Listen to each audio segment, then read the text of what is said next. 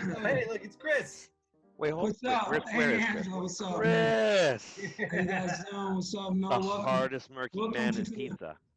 Man, Unbelievable. I just Can't make it believe a you're little here. hard. Thank you Oh my so God. much for joining us. I know that you are so busy. I mean, your Instagram tweets a bit. Sorry, your Instagram posts have been an inspiration to all of us. Thank you.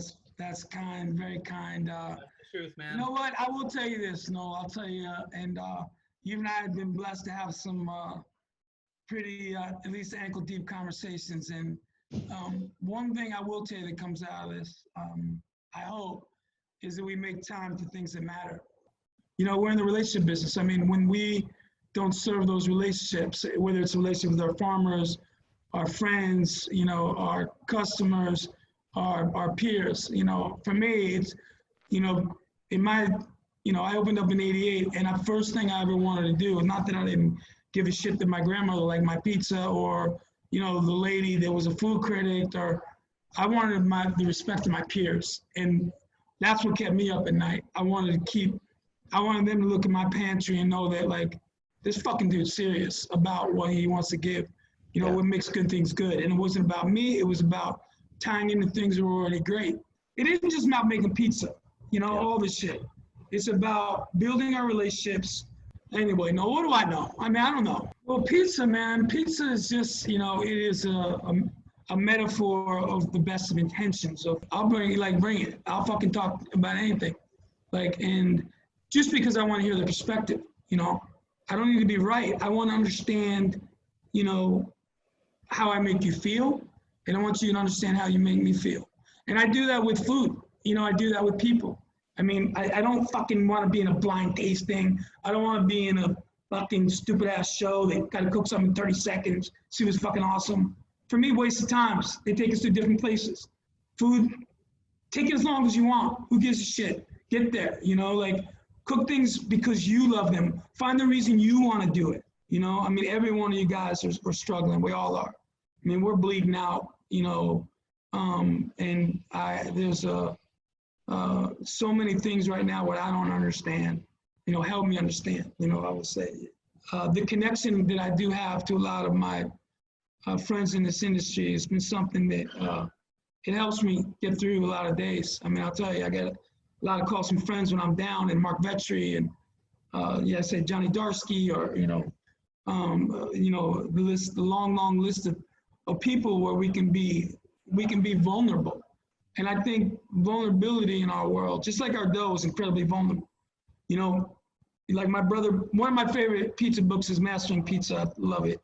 I think it's so technical and great.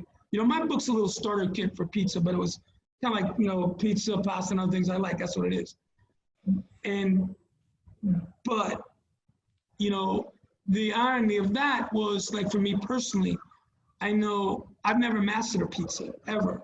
We're in an equal relationship, you know. Like, when I opened, I didn't know who James Beard was. I didn't know anything. I just knew I needed that. I dropped out of high school and I worked at Aldo's Pizza, and I made pizza, and then I was inspired by Alice Waters, and I was inspired by, you know, going to Italy with my family, and I was inspired by, so that whole alchemy of fear and dysfunction and inspiration, you know, got me somewhere. And then what I know now is what would I have done different? Like the answer you, Rob, would be, I would have took more time to ask better questions to myself. I would have looked in the mirror and I would have said, tell me what you want your life to look like. There was no overnight success. You know, by the time I opened my own restaurant, I mean, I'm you know, I had a lot of chance to burn things already, but it's a work in progress. And a lot of that comes from, again, I think the transition from I make pizzas in my backyard to serving 300 people, 600 people a day, and everyone's coming to check you out versus just, oh, it's nice, you have me over your house, everything's great. We watch the game and this pizza's good. And all of a sudden, that's whole nother conversation. And I hate that word, check you out. It's like being in some extraterrestrial kind of thing where, you know, you're getting probed instead of, hey man, I came to your restaurant, you know, I really enjoyed it. Or I didn't say shit, so I didn't enjoy it, but I'm saying anything back. But,